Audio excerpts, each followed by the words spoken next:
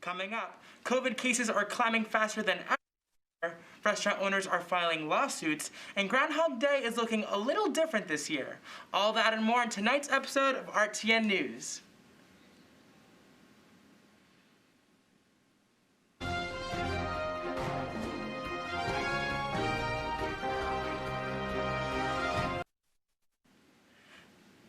Hello and welcome to RTN News. I'm Joel Vasquez. Coronavirus is spreading faster than ever before in Pennsylvania. The state reported more than 7,000 new cases last Thursday, beating its previous record for the third day straight. According to the Philadelphia Inquirer, Pennsylvania has gone from an average of 2,500 cases to 5,700 cases in just 2 weeks. Officials say hospitals in Camden County are filling up at an alarming rate as cases in South Jersey rise. Philadelphia Health Commissioner Thomas Farley believes the surge of cases will continue into December and peak in January. He says, quote, "These restrictions are temporary, just 6 weeks, but death is permanent," end quote. The state has been enforcing restrictions in order to stop the spread. Philadelphia officials are banning indoor dining and restricting outdoor dining, causing some restaurant workers to speak out. The new set restrictions went into effect last Friday after Philadelphia reported 765 new cases. However, 15 restaurant owners filed a lawsuit last Thursday. They argued that the city's safer-at-home restriction violates their constitutional rights and that they never were notified of the new guidelines.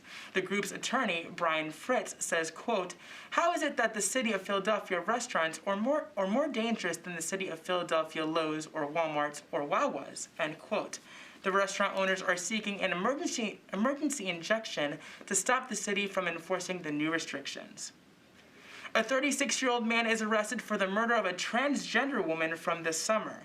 According to the Philadelphia police, a Kenton Jones was located and arrested in Los Angeles for the murder of Dominique Remy Fells on November 9th. Fells was murdered on June 7th. Her body was thrown into the Schuylkill River and was found in southwest Philly the next day. Fells' father says, quote, "She was a person who could light up a room even when she was being quiet," end quote. According to police, Jones is waiting extradition back to Philadelphia. Coming up, a Philadelphia man defeats all odds against COVID. We'll be right back. Spending time outdoors has never felt more valuable. Whether it's exploring nature or relaxing in your yard, let's do it responsibly. Before going out, check for closures and fire restrictions. Practice social distancing, even when outside and on the trail. Back at home, if burning yard debris, keep your pile small. And no matter where you are, be sure to properly extinguish any outdoor fire. Drown, stir, drown, feel. We're all in this together. Help keep our safe places safe.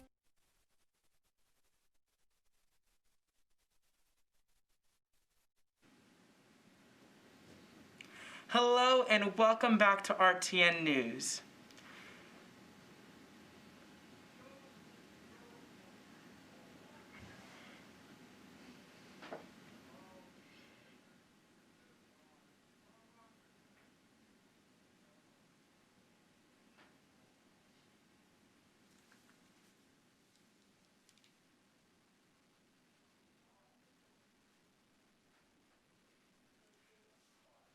Hello and welcome back to RTN News. I'm Joel Vasquez. Some Eagles players are flying right into quarantine after testing positive for COVID. The team added a total of 4 players to the NFL COVID-19 list. Vinny Curry, JJ Arcega-Whiteside, and Corey Clement were the 3 players on the active roster to be added to the list. And receiver Deontay Burnett was added to the practice squad COVID-19 list. The Eagles lost to the Seattle Seahawks yesterday. Groundhog Day joins the long list of events that are going virtual this year. Spectators will have to watch Punxsutawney Phil predict whether or not spring will come early this year from the comfort of their own homes. Organizers say Phil's prediction will be live streamed. Records show that Phil has predicted longer winters more than 100 times since 1887. However, the 2020 forecast called for an early spring. A Philadelphia man beats all odds and recovers from the COVID-19 after spending 63 days on a ventilator. 66-year-old Wilbur Ross was one of the first patients in Philadelphia. 3 months later, he is leaving and hoping his story is a cautionary one.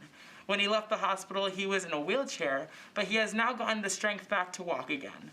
Wilbur says, quote, "I don't know what it feels like to die, but I know how it feels to live, and it feels good," end quote.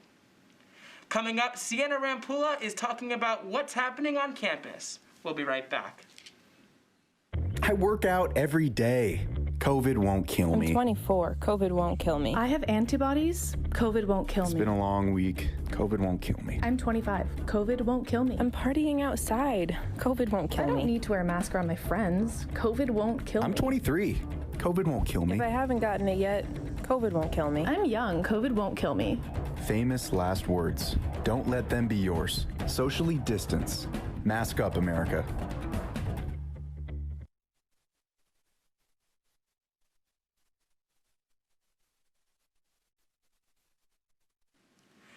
Welcome back to RTN News. Now Sienna Rampula brings us Rowan's latest news.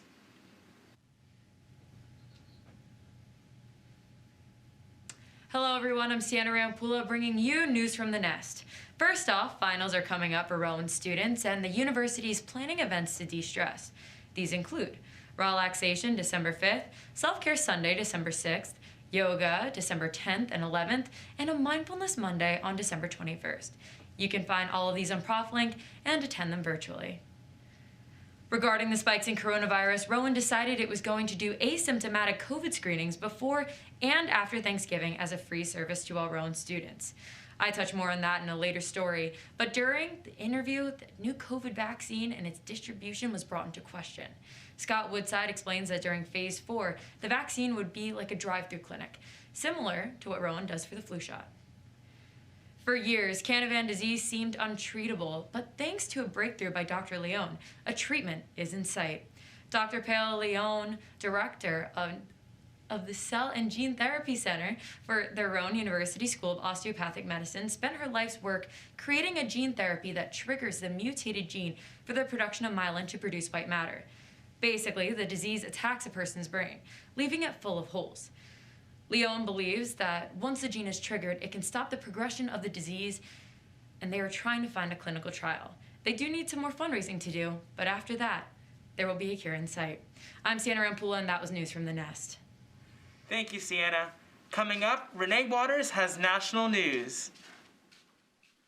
I don't think that many kids in my son's school even do it. He makes fun of his friend who vapes. He would never try it. She's into soccer. She's on the honor roll. She's just not the type. No way. No way. No way. No way, my kid would never vape. Get your head out of the cloud. Today, nearly 8,000 kids will start vaping. Maybe even yours. Learn about the dangers at talkaboutvaping.org.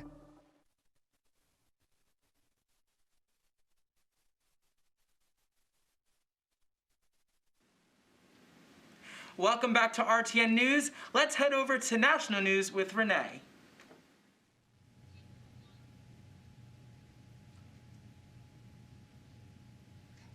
Thanks, Joelle. Coronavirus cases are rising and states begin to shut down again. As for New Jersey, Governor Phil Murphy, after facing wide criticism for residents for tight restrictions, says he won't rule out a possibility of a second shutdown. Cases spiked to more than 200%, with about 1/3 of the state's small businesses have reportedly beginning to close. New Jersey on Saturday of the virus and 24 additional deaths. Murphy says the state needs help from the federal government in order to avoid the worst-case scenario of another full shutdown. Former NASA astronaut Mark Kelly will be sworn in as U.S. Senator. The Navy captain defeats Republican Senator Martha McSally with more than 78,000 votes. His wife, Gabby Gifford, was shot in 2011 and nearly died, is now the leader in the movement against gun violence. After co-fighting Gifford to help prevent gun violence, Kelly focuses his campaign on experience improving gun safety laws and services for veterans and quality health care for Arizonians. As Thanksgiving wraps up and we all get jolly for the most wonderful time of the year, Melania Trump unveils the White House Christmas decorations.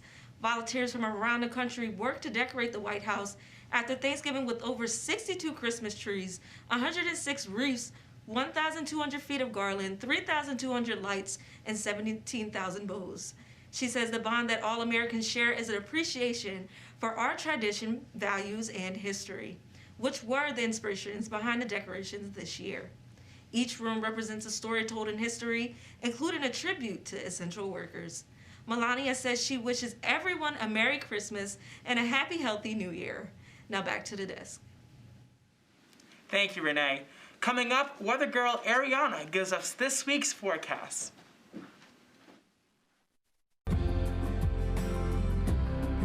Do your part. Mask up, America.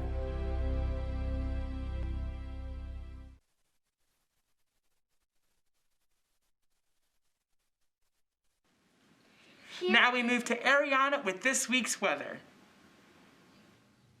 Here is your latest forecast for the week. Today is a beautiful day at 45 degrees with a high of 46 and a low of 34.